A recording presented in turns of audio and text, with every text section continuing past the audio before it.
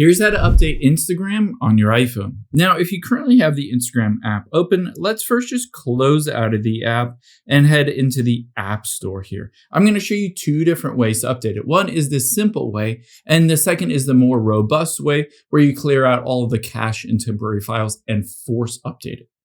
Let's just tap on the search bar, and all we're going to do is search for Instagram on this list.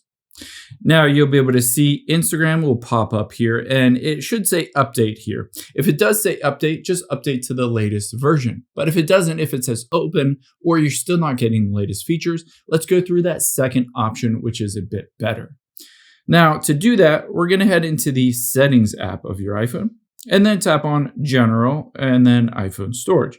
This will show you every single app that is on your iPhone. And the nice thing is all we need to do is scroll down to Instagram and we're going to offload this app and then immediately we're going to retap reinstall. By doing this, it force updates it to the latest version, but more importantly, it clears out all the cache and temporary files, fixes any kind of bugs and gives you the latest features.